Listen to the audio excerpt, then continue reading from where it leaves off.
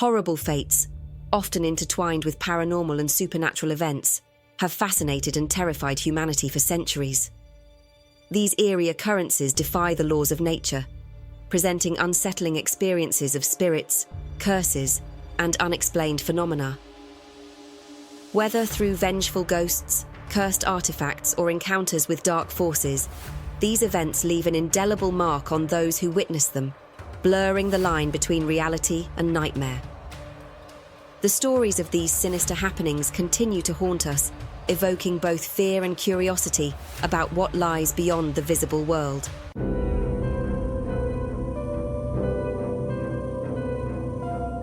The quiet suburb of Amityville, New York, was just like any other peaceful neighborhood in the 1970s. That is, until one family's dark reality unraveled into a tragedy so horrific that it left scars on the community and etched the house at 112 Ocean Avenue into infamy. In November 1974, the DeFeo family's home turned into a scene of unspeakable violence. A family of 7 was reduced to a single survivor, Ronald Butch DeFeo Jr. But this wasn't a case of misfortune or an outside attack. Butch, the eldest son, was the one who pulled the trigger. To understand what led to that night, you have to look inside the DeFeo household, which was far from harmonious. Ronald Sr., the family patriarch, was known for his temper and harsh treatment of his children. His overbearing, controlling nature left deep emotional scars, especially on Butch, who grew into a troubled young man.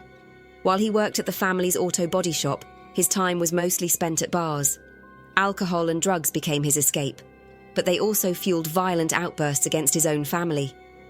One incident was particularly chilling. Butch reportedly pulled a gun on his father during an argument, though no one was harmed at the time. That tension, however, was a ticking time bomb. In the early hours of November 13, 1974, it exploded. Armed with a .35 caliber rifle, Butch moved through the house in the dead of night, shooting his family members one by one as they lay in their beds. His parents, his 2 brothers, and his 2 sisters, no one was spared. Strangely, none of them appeared to have put up a struggle. Even more bizarrely, the neighbours, though close by, didn't report hearing any gunshots. The rifle didn't have a silencer, yet the house remained eerily quiet, except for the family dog, who barked relentlessly. When police arrived, they found all 6 victims lying face down in their beds, almost as if they had been carefully positioned. Butch didn't flee immediately. Instead, he cleaned himself up, dressed, and went about his day as though nothing had happened. Hours later, he called the police, claiming he had discovered his family murdered and suggested it was the work of a mob hitman. His story didn't hold up for long.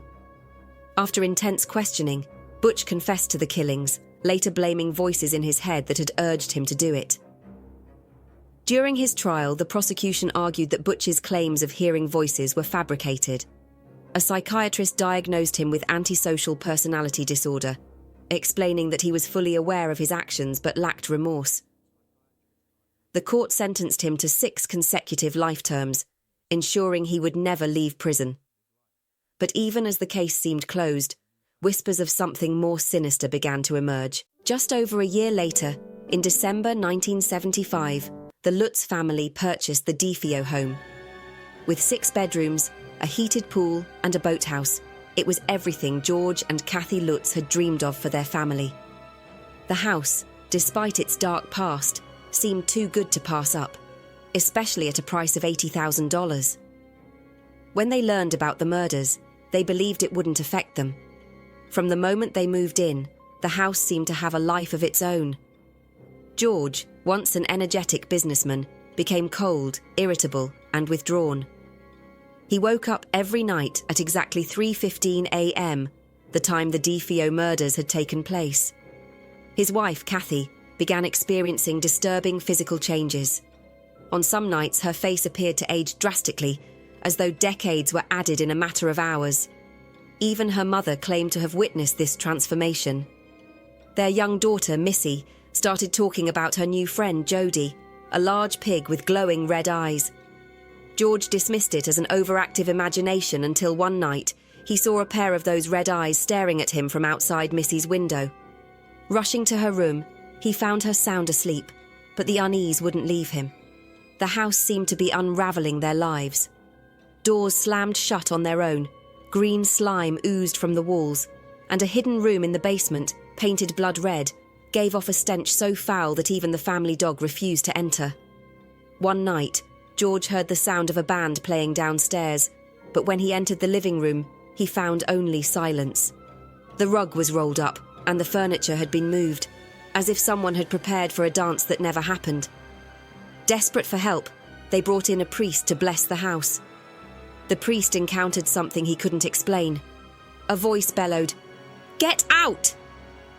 And he became physically ill shortly after leaving the house. Whatever resided there seemed to have no intention of letting the family live in peace. After just 28 days, the Lutz family fled in the middle of the night, leaving everything behind. They never returned. Their story, later told in the book The Amityville Horror, captivated and terrified readers. Some believed it was a hoax, while others saw it as undeniable proof of the supernatural. Since the Lutz family's departure, the house has changed hands multiple times.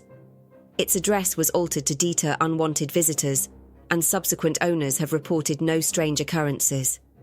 Still, the events of 112 Ocean Avenue remain one of the most chilling tales in modern history, a haunting mix of real-life horror and lingering mystery.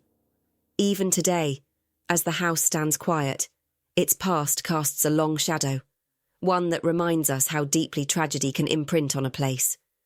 Just when you thought the terror of Amityville couldn't get any darker, prepare for another chilling encounter. The Bell Witch haunting is a story that spans decades, filled with mystery, torment, and unanswered questions. Stay with us, because what happens next will make you question the very nature of reality and the supernatural.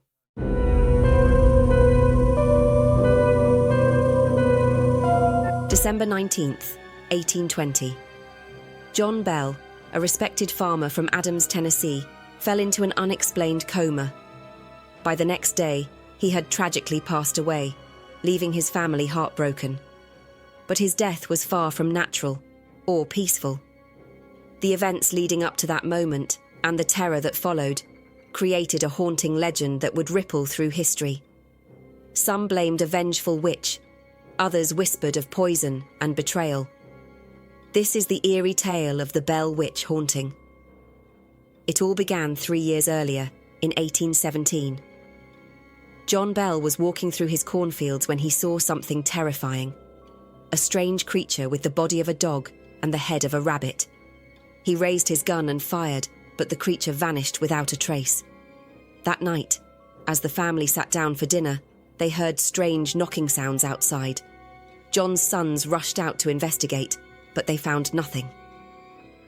Over the next few weeks, the mysterious disturbances escalated. Knocks on the walls, scratching sounds under the floors, and eerie whispers in the dark.